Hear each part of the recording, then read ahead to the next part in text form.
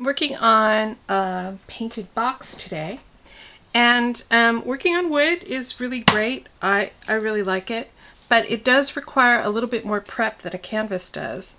And the first thing you want to do is sand. Even though this is a finished wood piece, and you would think that it's nice and smooth, it's really not.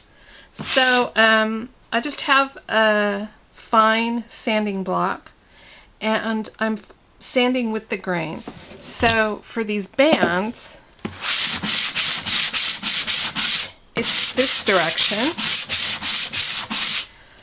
but for the box itself, the grain is going this way.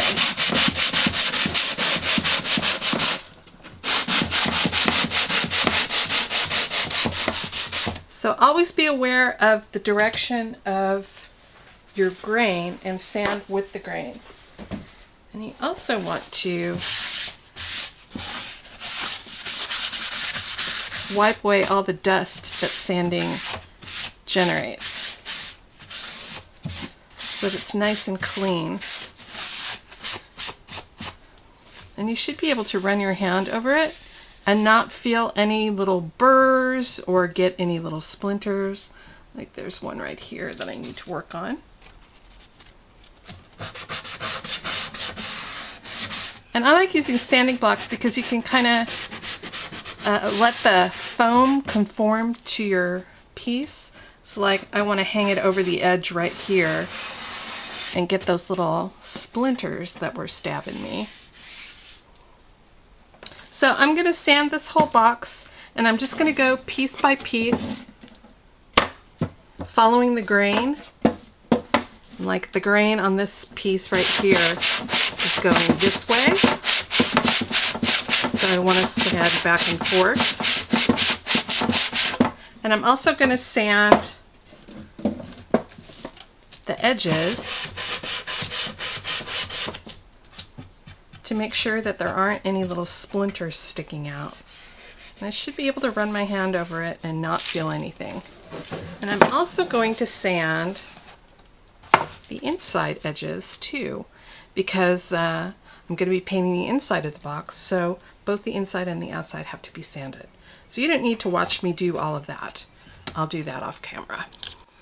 This box has some really lovely hardware on it. It has nice scalloped hinges and a latch over on this side and these little corner protectors.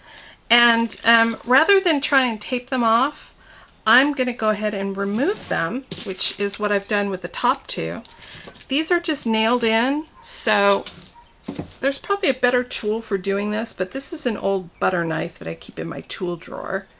And I just slide that between the corner piece and the nail. And then if the nail is a little tight, I can also slide this between the metal and the wood to get it going. And then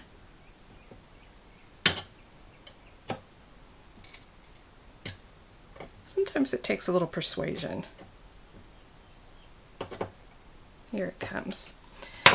And for those that are particularly stubborn, I can also use my needle nose pliers to pull them out. So if you can remove the hardware on your box, sometimes it takes a little inspecting. Like these have very tiny Phillips head screws, and I happen to have screwdrivers for eyeglasses in my tool drawer. So those tiny screwdrivers will help get these out. If you can remove the hardware rather than taping it off and painting around it, that's always a better idea.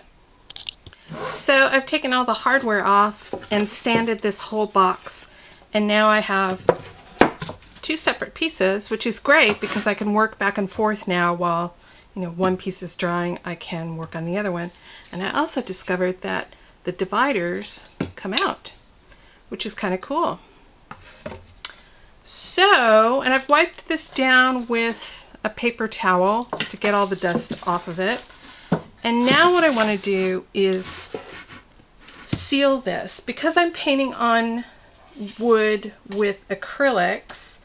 Wood is very porous and absorbs the paint pretty quickly.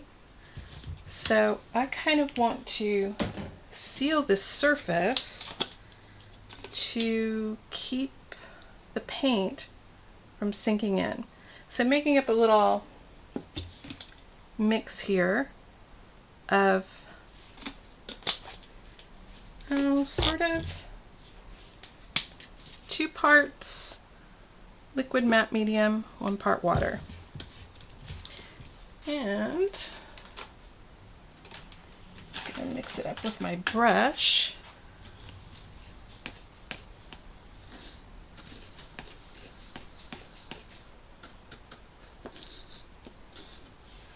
And I'm just going to wipe it down over the top of this box. And I want to make sure I get it in all the little nooks and crannies. And I don't want to put a lot on, just enough to sort of dampen the surface. And I'm applying it with the grain. So on these sections, it's this way.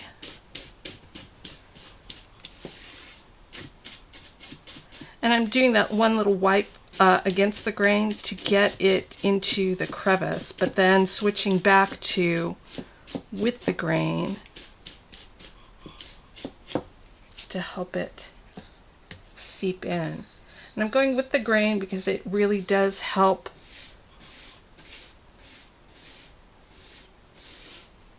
the liquid get into all the little nooks and crannies.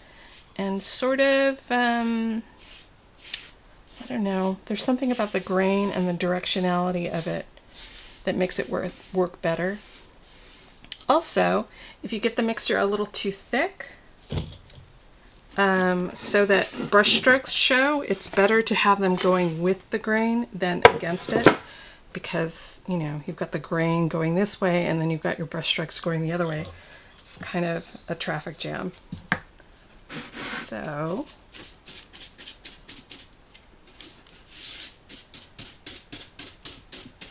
just enough to get it damp.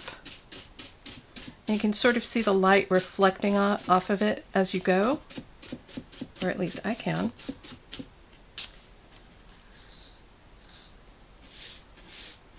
And I'm not putting enough on to create drips. Just enough to skim the surface.